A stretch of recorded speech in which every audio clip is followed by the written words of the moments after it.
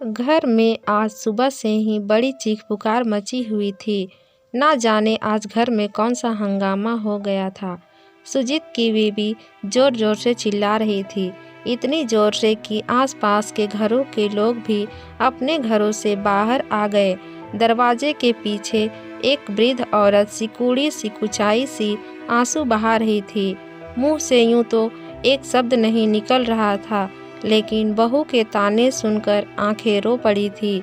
इधर सुजीत अपनी बीवी को बार बार समझा रहा था कि माँ ऐसा नहीं कर सकती।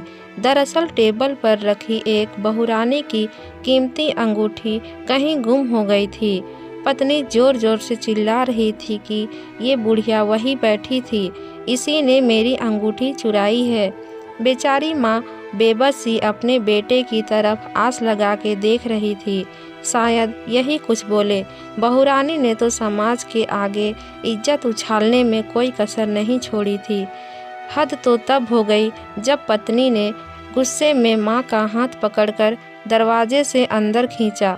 सुजीत का आपा भी जवाब दे गया और उसने पत्नी के गाल पर एक जोरदार तमाचा मारा। अभी 4 महीने पहले ही शादी हुई थी। पत्नी को वो तमाचा सहन नहीं हुआ। वो गुस्से में पति पर चिल्ला के बोली, तुमको मुझसे ज़्यादा अपनी माँ पर विश्वास है, ऐसा क्यों?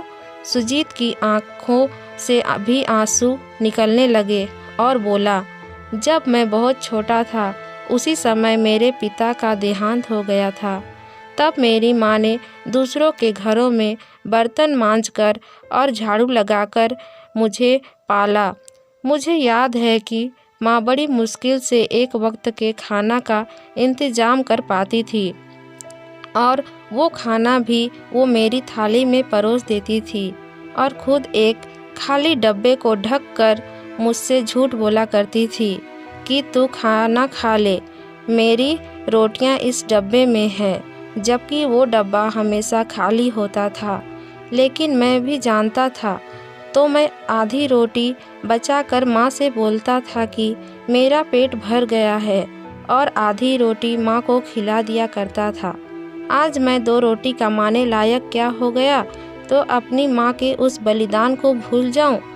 कैसे भूल जाऊं कि माँ ने मेरे लिए ना जाने अपनी कितनी ही इच्छाओं का गला घोट दिया। तुम तो मेरे साथ अभी केवल 4 महीने से हो, लेकिन मैंने तो माँ को पिछले 26 वर्षों से लगातार तपस्या करते देखा है। आज उम्र के इस पड़ाव पर आकर क्या मेरी माँ को एक अंगूठी का लालच होगा? अगर अपनी माँ पर शक किया तो भगवान मुझे नरक में भी जगह नहीं देगा। इस तरह सुजीत एक सच्चे बेटे की तरह अपनी माँ का साथ देता है। दोस्तों, माँ बाप तो भगवान का रूप होते हैं। धिक्कार है ऐसे लोगों पर जो अपने माँ बाप के बुढ़ापे का सहारा भी नहीं बन पाते, ना ही बन सकते हैं। अरे, अपनी औलाद के लिए माँ बाप क्या कुछ कुर्बान नहीं करते। सारा जीवन बच्चों को पाल पोस के बड़ा करते हैं और बदले में मांगते ही क्या है?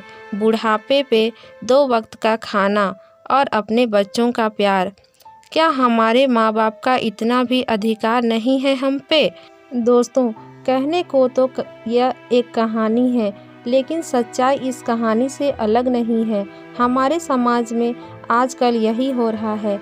अपने माँ बाप की सेवा करें, उन्हें प्यार दें। और अगर आज की यह कहानी पसंद आई हो तो प्लीज़ चैनल को लाइक, शेयर और सब्सक्राइब करें।